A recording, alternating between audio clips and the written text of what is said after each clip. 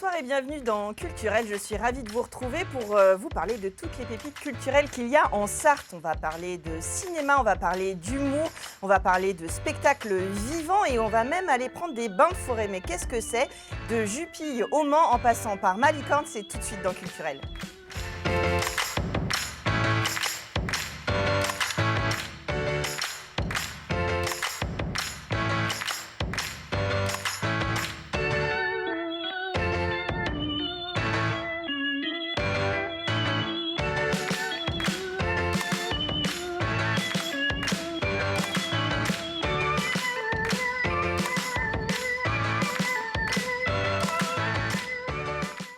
Trois sujets, mais trois femmes autour de la table pour en parler. On va parler un moment du concours musical, le Talent Musical 2023. Qui sera-t-il? On en parlera avec Diana Egby. Bonsoir. Bonsoir Chloé. Vous êtes directrice artistique et soprano de Musicalement. Je ne sais absolument pas pourquoi je te vous vois, ce n'est pas possible.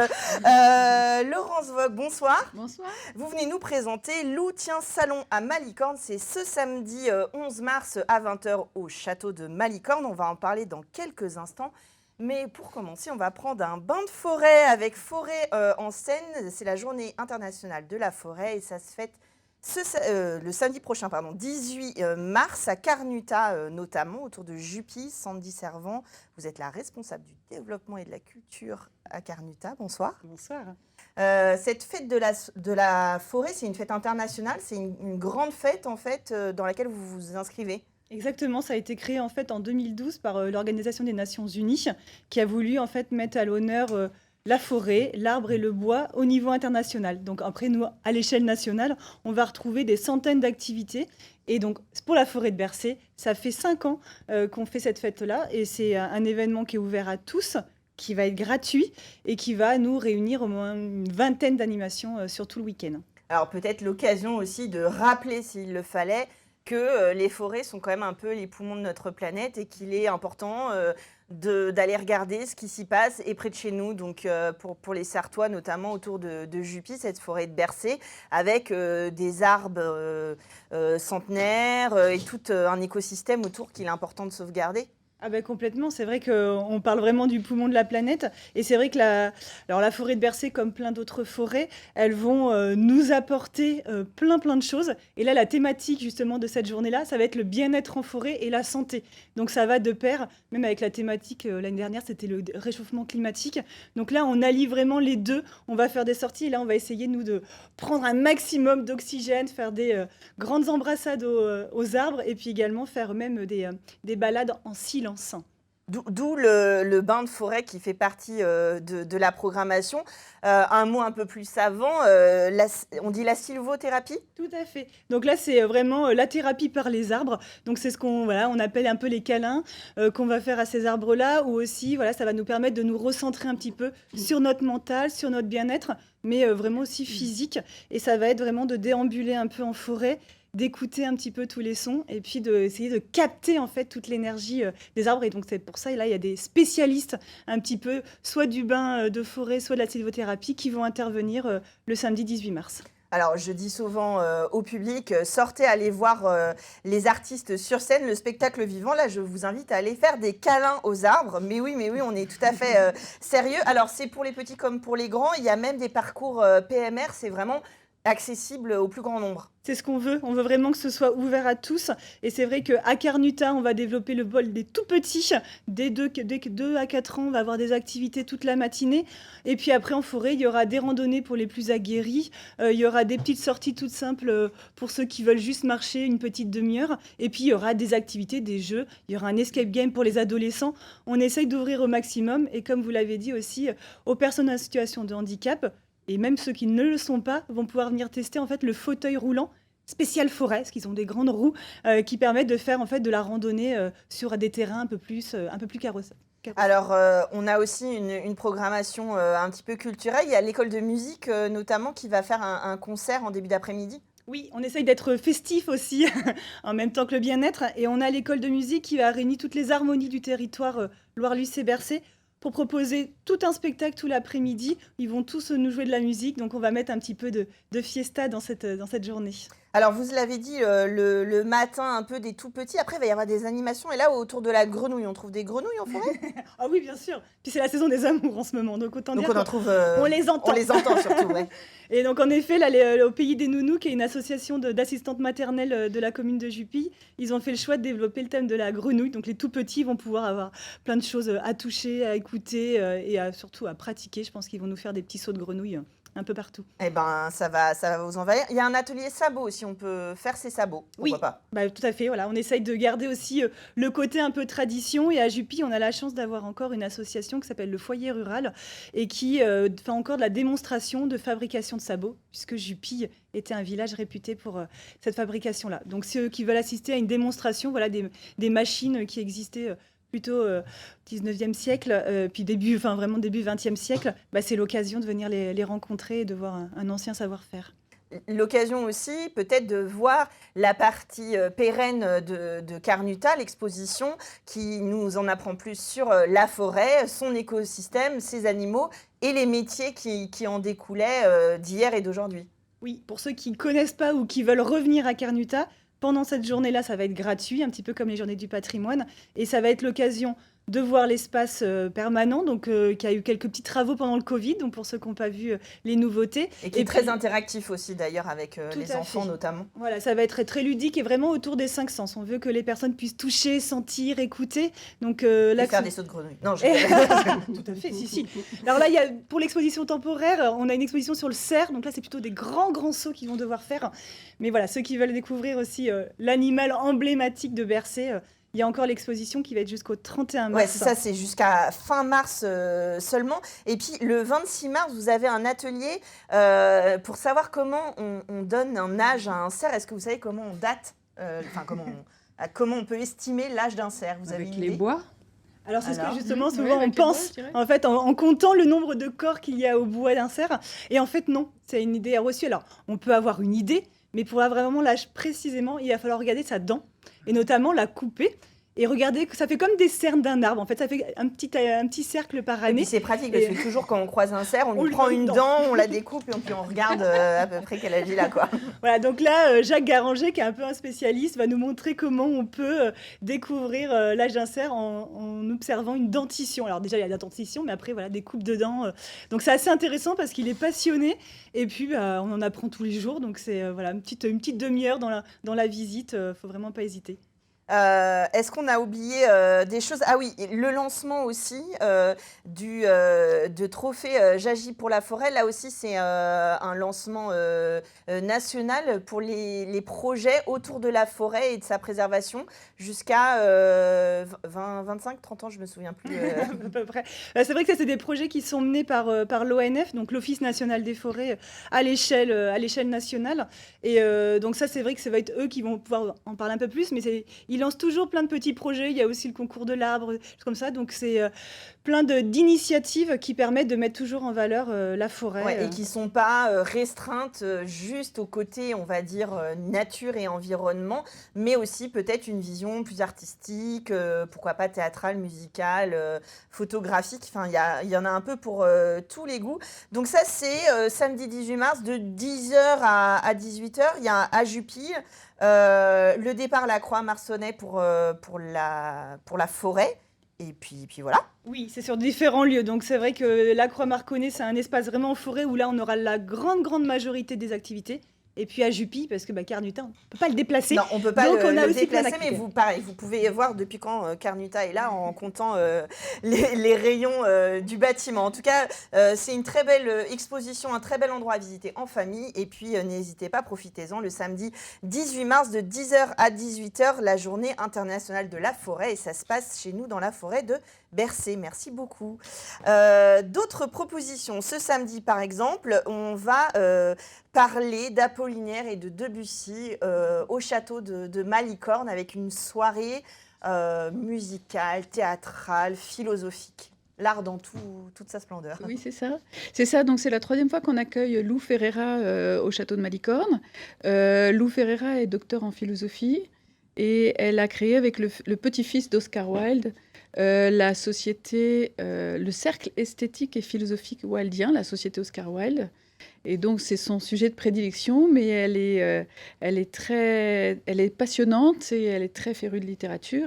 Elle fait des salons littéraires depuis très longtemps, d'abord dans le quartier latin, puis maintenant elle est installée en Pays de la Loire. Et donc, c'est la 3e fois qu'elle vient à Malicorne. Elle a déjà fait une soirée sur la marquise de Sévigné qui a séjourné au château. Et puis, on a choisi de faire des salons plutôt, alors théâtralisés, toujours avec Lou, mais aussi musicaux. Et donc, elle a fait un premier salon, à l'automne, Georges Sand et Chopin, l'histoire d'une belle histoire d'amour avec une pianiste géniale, c'est Caroline Goupil, et puis un comédien très sympathique, Florent Gilles, qui est lecteur. Et donc, cette fois, nous avons choisi le thème d'Apollinaire et de Debussy. Donc, à nouveau, un salon littéraire, philosophique et théâtralisé, et aussi musical, avec des magnifiques airs de Debussy au piano. On est ravis.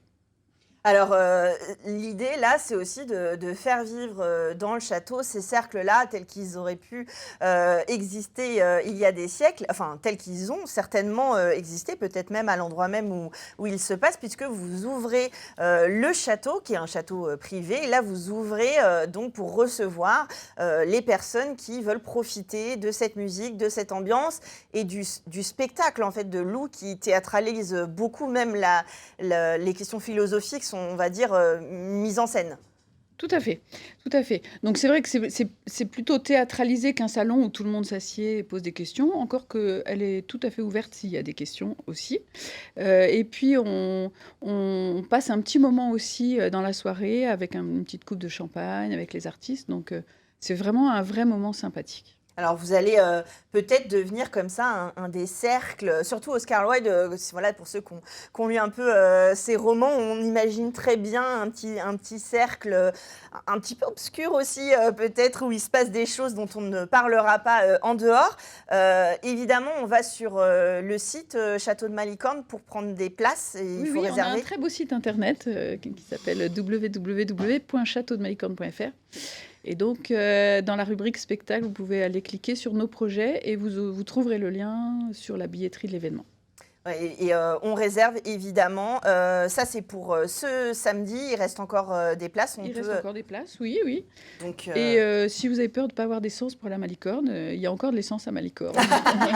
Non, ça, c'est un faux problème. Vous sortez, vous allez voir du spectacle vivant ce week-end avec Lou. Lou Ferreira, allez découvrir ce personnage. C'est à 20h ce samedi, donc à Malicorne-sur-Sarthe, au château. A priori, vous ne pouvez pas le rater. Diana Ibi, en attendant de préparer la saison de Musica Malicorne, vous cherchez votre jeune talent, votre talent Musica 2023. Oui, alors Musica, ça fait depuis 2016 que ça existe. Et puis depuis 2018, on a des talents Musica. En général, c'était des personnes qu'on trouvait par le réseau. On a réussi à dégoter 3 grands talents sartois. Donc, je suis très, très contente et très fière de cette... On peut peut-être les citer. Il y avait... Alors, il y a Ariane Le Fournis, qui est une magnifique contralto. Une autre, alto, contralto, Lauriane Leprève. Et un jeune baryton qui s'appelle Louis de Lavinière. Mais lui, il fait partie des personnes qui... Comment vous dire ? Je choisis toujours les meilleurs. Je l'ai choisi en 2020. Il n'est pas venu en 2020 et depuis, il est tellement demandé qu'il ne vient pas. Qu'il ne vient toujours pas. Voilà, donc c'était un petit problème, mais on est très content pour lui. Puis il nous fait notre pub parce que c'est sur son CV partout où il joue. Et il joue vraiment partout dans le monde. Donc on a beaucoup de chance de ce point de vue-là. Donc maintenant, on cherche le prochain. D'ailleurs, les 4 prochains. On a décidé d'agrandir le cercle et aussi parce que nous sommes dans un souci, disons, de rester équitable. Donc c'est... on s'en fiche du sexe, on s'en fiche de la couleur de peau. Ce qui nous intéresse, c'est le talent, c'est la musicalité. On n'est même pas sûr de choisir la personne qui est prête à chanter justement comme Louis de Lavinière partout dans le monde. Et peu importe la tessiture aussi. La tessiture, toutes les tessitures, même si on n'est pas en train d'engager cette année un contre-ténor, par exemple, donc la voix en fait suraiguë de l'homme, peut-être qu'un contre-ténor gagnera. Donc, et aussi, c'est l'âge. Donc, on a un prix sans âge limite et 3 à moins de 36 ans. pour la simple et bonne raison que c'est important aussi pour nous de soutenir les jeunes artistes. Et puis, je crois qu'on a quelques artistes sarthois. Alors malheureusement, cette année, je ne peux pas être sûre que les Sarthois vont gagner. Et puis le jury, je trouve que c'est intéressant aussi, c'est un jury de public. Ce n'est pas un jury professionnel. Donc, ce sont des personnes qui vont avoir des coups de cœur, des émotions pour les artistes, plus que, on va dire, cette note était parfaitement exécutée. Ou, voilà. Ce qui nous intéresse, c'est l'univers artistique de chacun. Et en tant qu'artiste moi-même, c'est vrai que c'est un énorme budget de se préparer pour un concours. On doit payer le professeur de chant, on doit payer le coach et on doit prendre le train, l'avion, se présenter, chanter, rester des nuits d'hôtel. Donc, j'ai créé un festival un peu atypique, donc aussi un concours atypique, c'est-à-dire que c'est 100% virtuel. Donc, ils peuvent le faire dans leur salon. On a même l'un des artistes qui s'est présenté en jouant du piano lui-même. Donc, pour ceux qui connaissent Musica, ça, c'est vraiment un atout énorme parce que, voilà, on voit la versatilité de l'artiste.